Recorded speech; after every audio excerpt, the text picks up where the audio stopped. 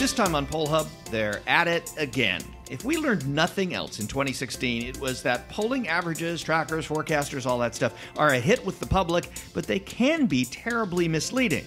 Well, actually, we may not have learned that after all, because new trackers and forecasting tools are coming online now for the 2018 midterms. We're going to dig in to see if these are any better than those that were run the last time around. Also, persuadables. Not a new Pixar movie, but a new way to look at the electorate. Lee is going to explain that. And Donald Trump is one of the most popular presidents ever. Well, with one group. We'll tell you about that. Let's get started.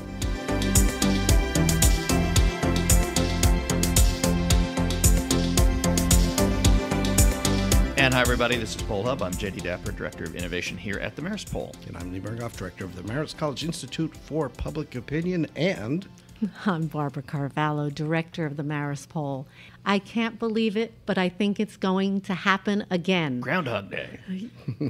We had lots of projections and crazy narrative in 2016, and as we gear up for 2018, I think it's starting all over again.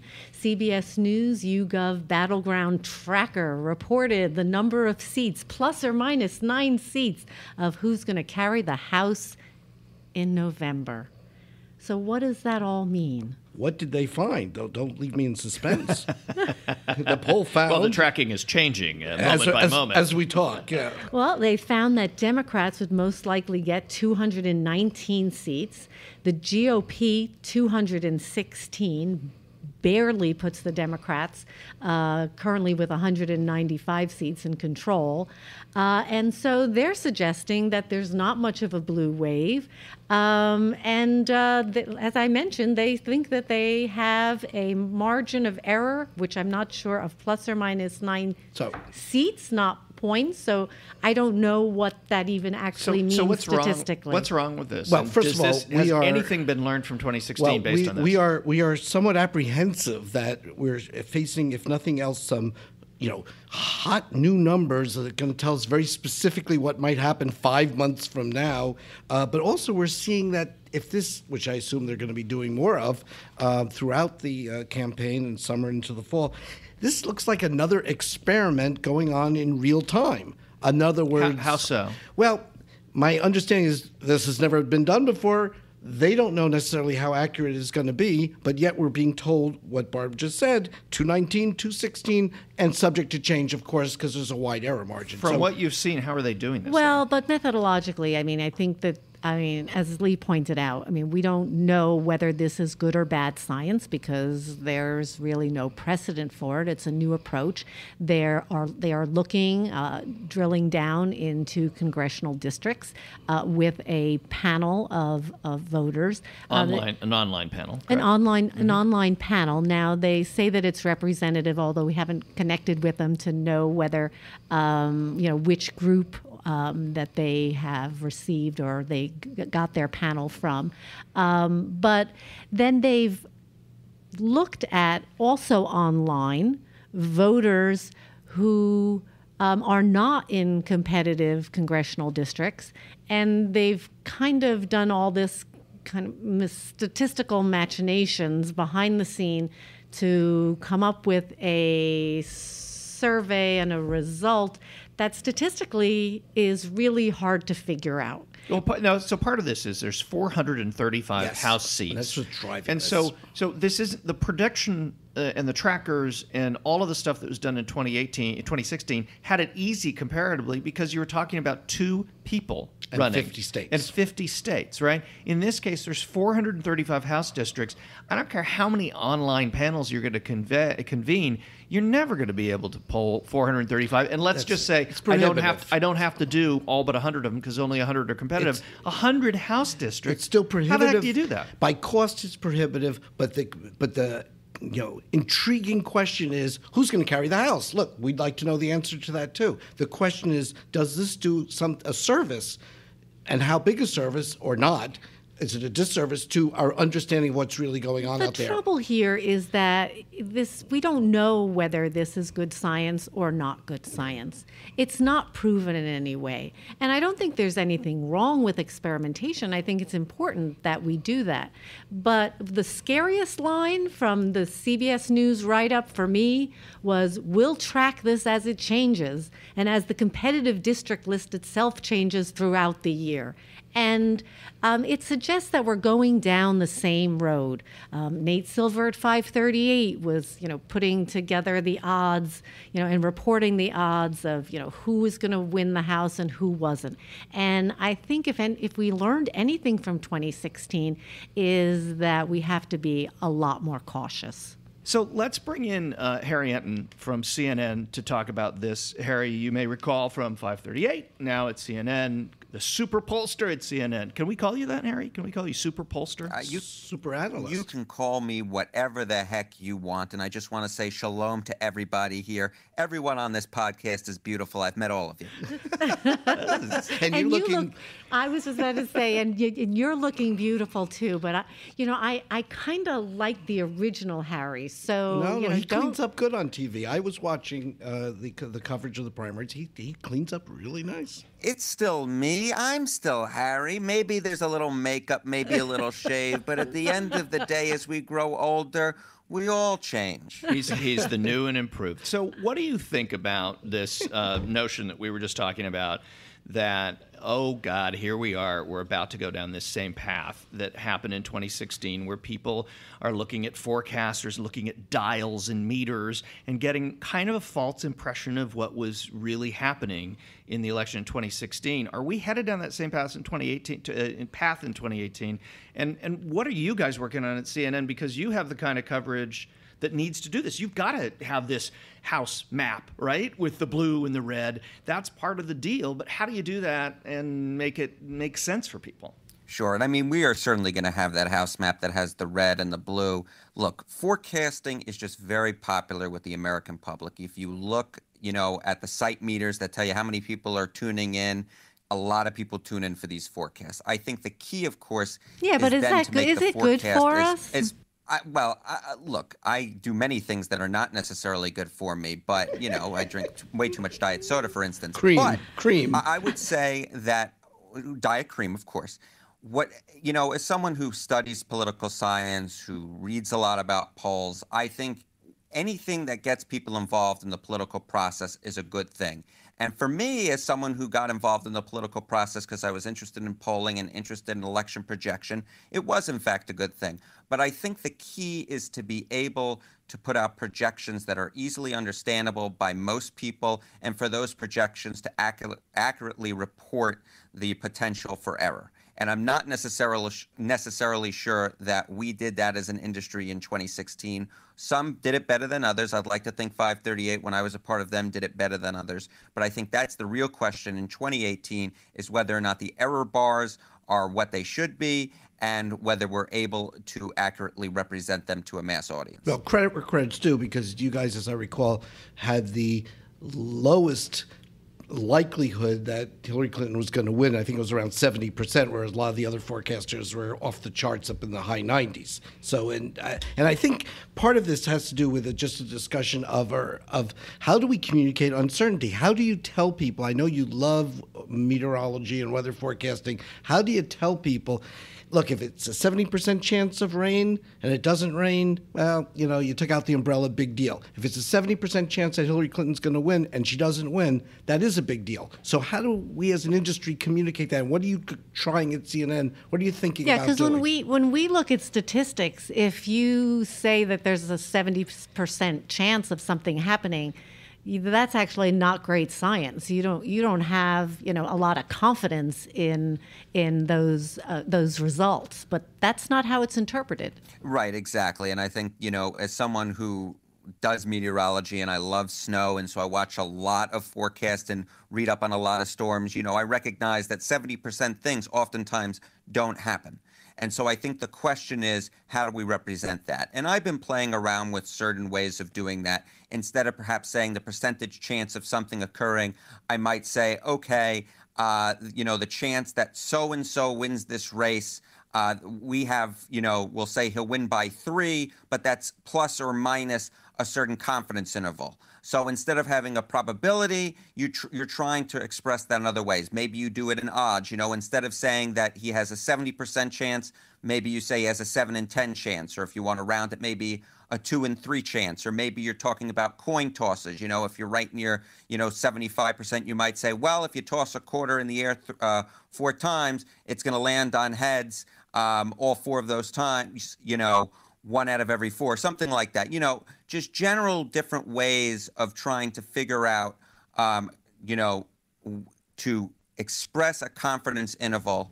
And And in understandable express terms. uncertainty. Yeah. Do you have any favorites? I mean, are you thinking of even doing things like this is a potential wipeout, or could go either way, or are you thinking of using English to describe this as opposed to anything that even resembles statistics? Absolutely. We're all thinking about how we're going to cover election night, for example. And there's some early prototypes that perhaps suggest, there'll be a picture of me that pops up and says, Harry says that this is blank, blank, blank, which really isn't that, you're not really that certain. So, maybe you can talk too. I like that. But it may be. It's going to be the Harry bot. Yeah, if that's a bot, you're replaced. I mean, you just get started CNN and they replace you with a bot. I mean, I'd be careful about that. I think it's going to be, if an anchor doesn't like it, it's going to end up like a whack-a-mole where someone just smacks them back. I don't know. I'm scared for you on Harry. Yeah, on that one. Wolf wields a very heavy hammer, I hear. So I have he likes the Buffalo Bills just like I do. Well, there you go. So you've got an ally in that. Sorry for you. Long suffering. So what do you, when you look at this, and it's something we just talked about in the last segment, 2016 was comparatively easy because you had 2 candidates, 50 states. There's 435 House seats, 100 of which generously are probably in contention. It's virtually impossible to poll, in a way that can get you any kind of scientific certainty that you have a good idea of what's going to happen in the House down to a number. I mean, so how are you dealing with that as opposed to saying there's a good chance the House is going to be Democratic, there's a 7 in 10, whatever you're talking about, versus it's going to be, 219 seats to 216 or 224 to 2, my math's bad, to 210, whatever it would be. 209, 211. There we go. Don't worry. I think I said earlier on that, you flip a coin 4 times, it lands heads. I meant you flip a coin 2 times and it lands heads both times. And that's, so yeah, we let you slide on that. Thank you very much. I shouldn't be bad at though. I would say this, when it comes to any House forecasts, I would expect that the margin of errors are going to be very, very high. The error bars are going to be very, very wide. Now, there are a number of different ways that you can go about forecasting the House. Obviously, CBS News has gone ahead with its own way of trying to figure out what's going on using something called an MRP, which is essentially you're going to poll in some congressional districts, and then you're going to have a national poll, and then you're going to try and model it out based on similar demographics across these congressional districts, what's exactly going to happen. Now, I should point out that CBS's thing is a forecast, is not really a forecast, it's what they expect would happen today. Now, so that's one potential method of going about it, and that's been used. YouGov, who's working with CBS News, did something similar for the presidential race in 2016. They also did something similar in the UK elections in 2017. Mixed success on that, depending on how exactly you judge success. I would do it slightly differently. What I would essentially do is I would basically have again, sort of a 2-tier model, but in a different way. You can try and predict how each of the 435 seats are going to go based upon, what their past vote was on the presidential level, whether or not incumbents were running, essentially a fundamental based model that you might see in political science. And then you try and move everything based upon how the generic ballot's doing. Now, that's going to have a very wide margin of error, right?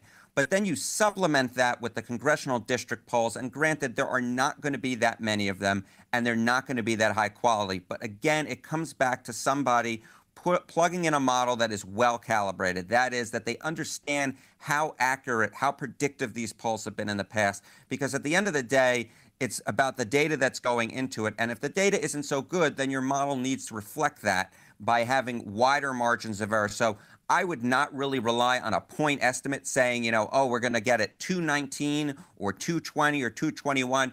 I might say, in fact, what we would do with, I say, a 99% confidence interval, that we might expect that Democrats will end up having between 200 and, say, 250 seats, with the most likely scenario then being 225, but really emphasizing the uncertainty. I think that's very good, and I think it's so much different than these generic toss-up questions we're seeing now. National numbers, Democrats, Republicans, +4 Democrat, +6 Democrat. I mean, I assume there historically you can sort of squeeze out a meaning from that, but I assume you don't put a whole lot of stock in those for individual races, particularly in this time period. Yeah, you would not put a lot of stock in it. And yes, you do try and squeeze out meaning. You try and understand what the vote seat curve is going to be. But any of those estimates come with very wide margins of error. So I'll say, for instance, that it's generally agreed upon in the nerd Twitter, the political, science polling Twitter, that Democrats probably need to win the House by somewhere between,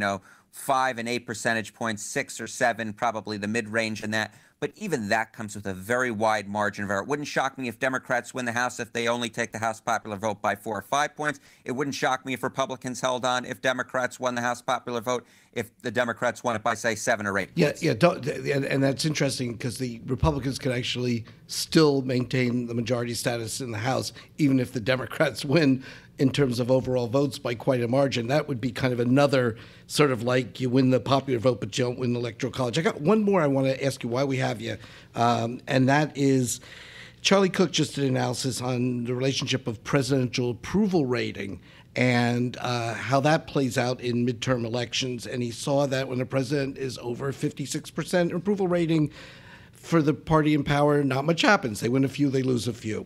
In 4 of 8 cases where the president's approval rating was below 46, the party of the president in power lost 7 in the House, 7 in the Senate, 40 in the House.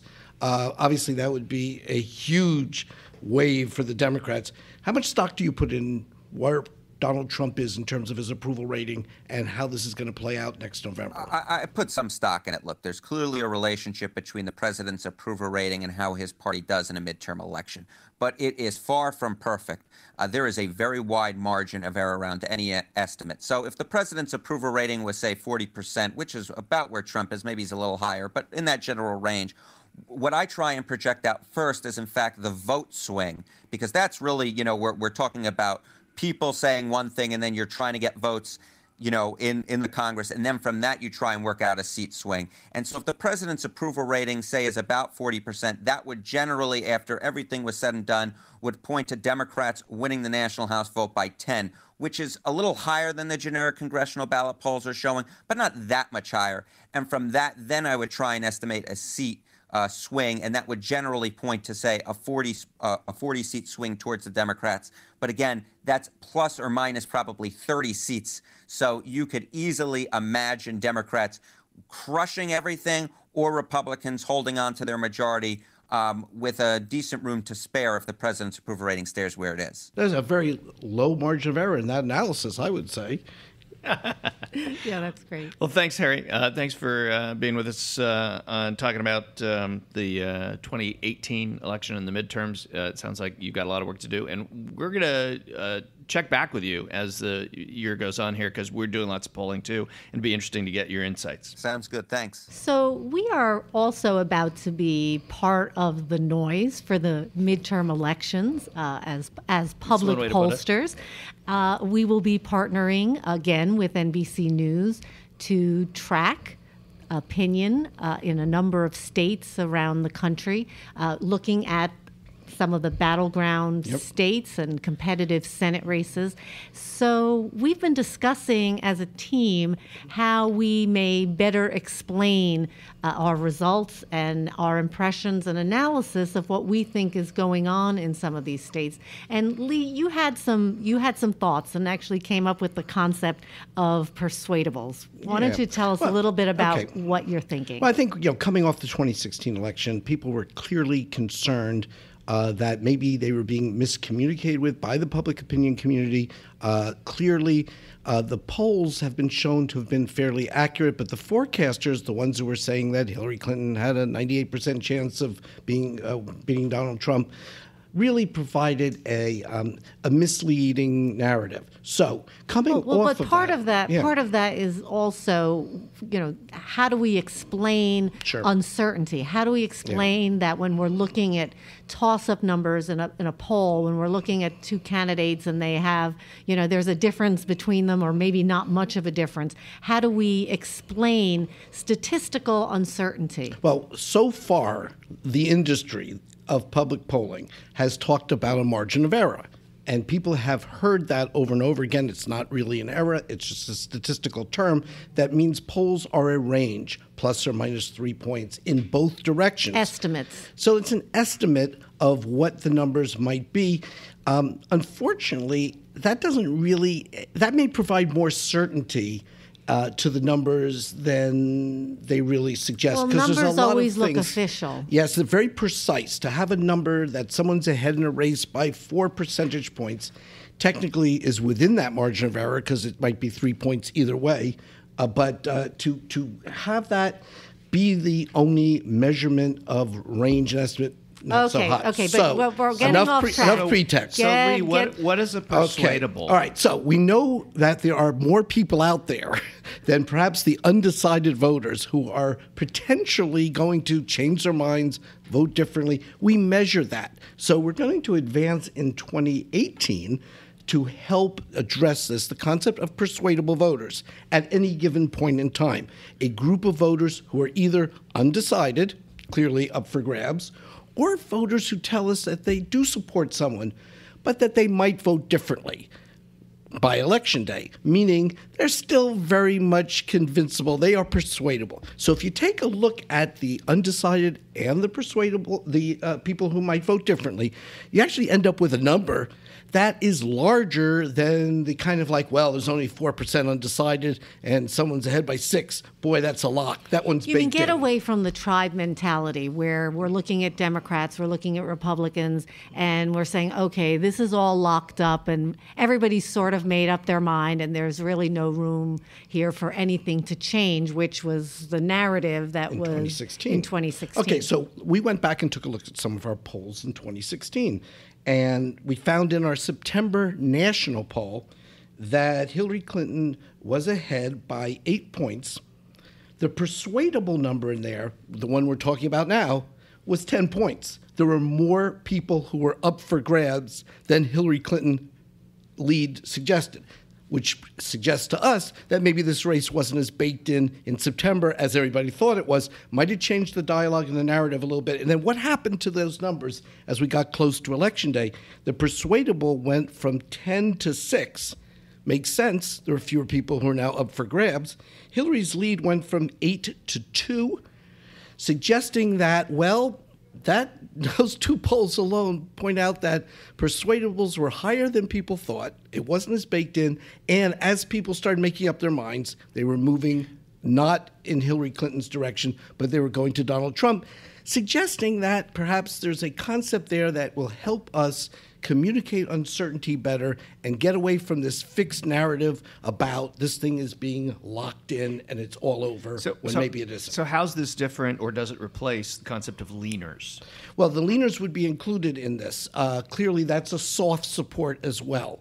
So if you have someone who says, yeah, I'm undecided, but I'm leaning to a candidate, that's interesting to look at.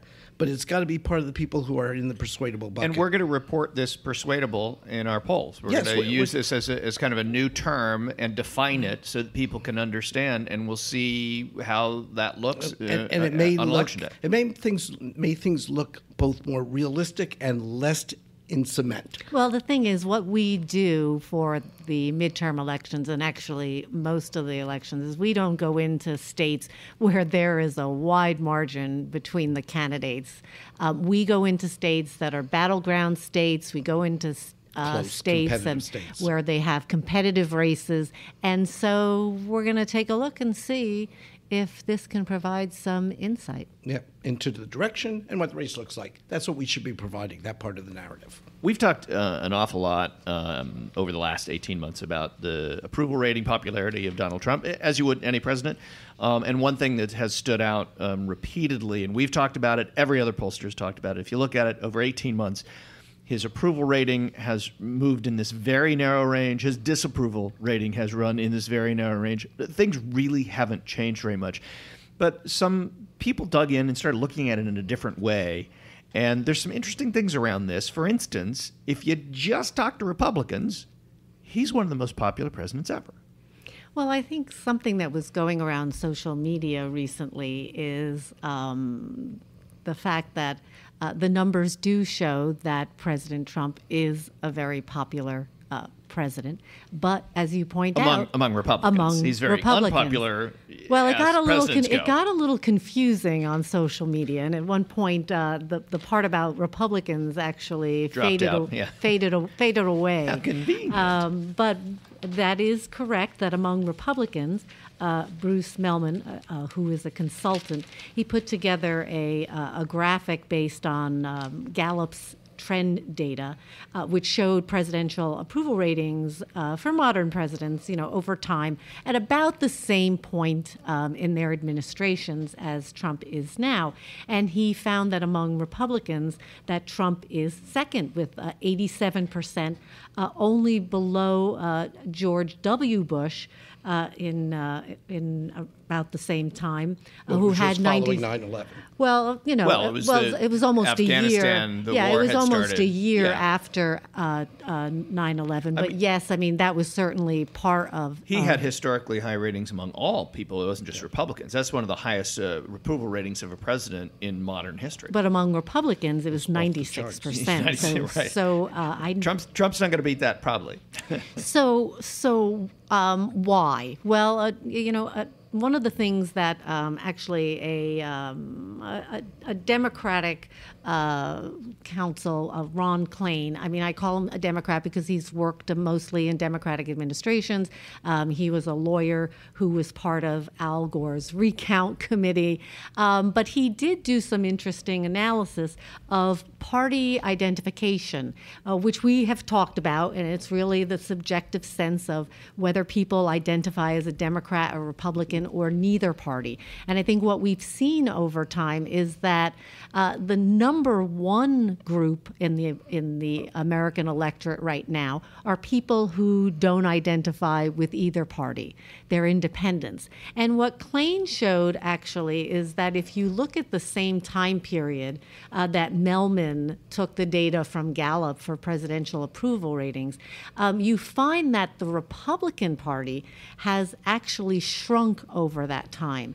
When George W. Bush was president, not only did he have those strong approval ratings among Republicans, but Republicans were actually the largest group in the electorate, the largest party that people identified. More Republicans than anything else. Yes, and now they are the smallest.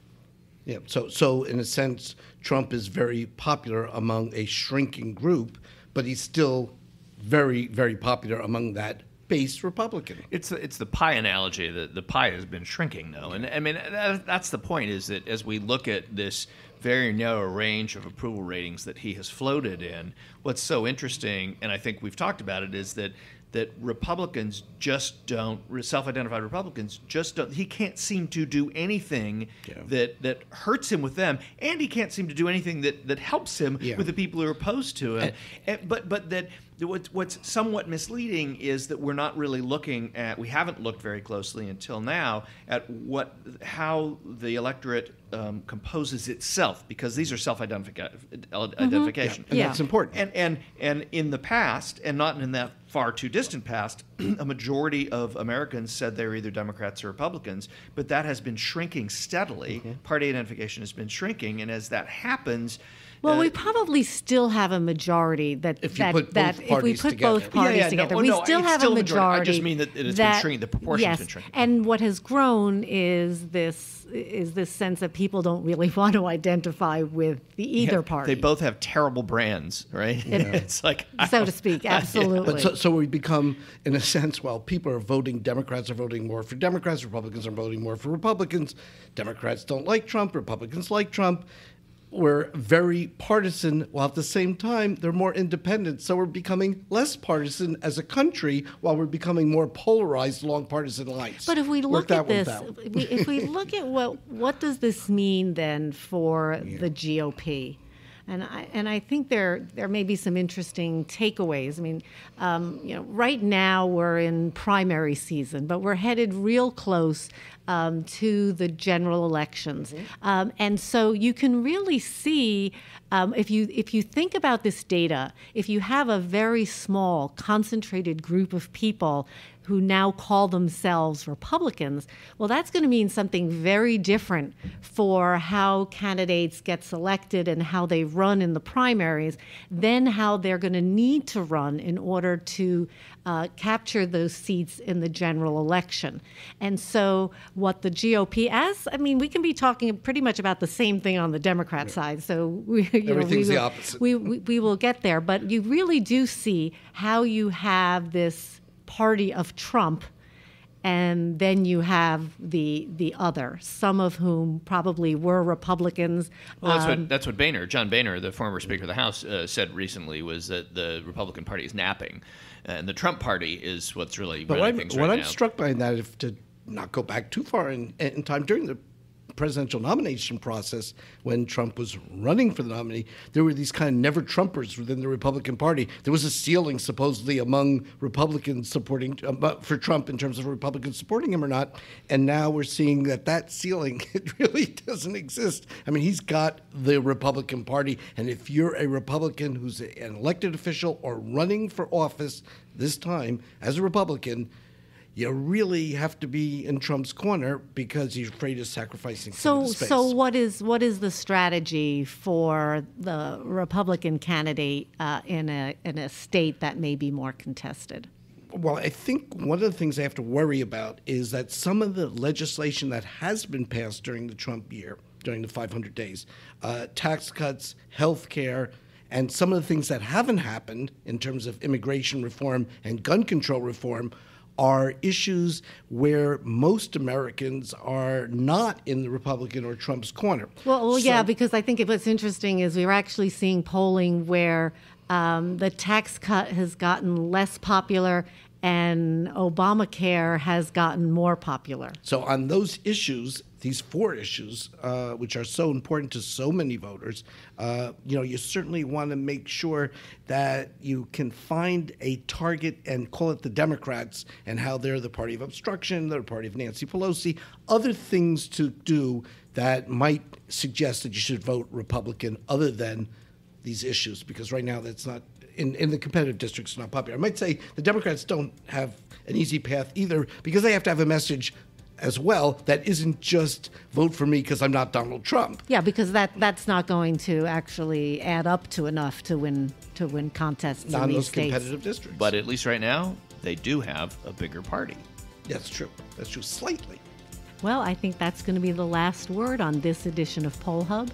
Poll Hub is a production of the Marist Poll at Marist College in Poughkeepsie, New York. And we always want to thank Mary Griffith, our executive producer, who puts this all together.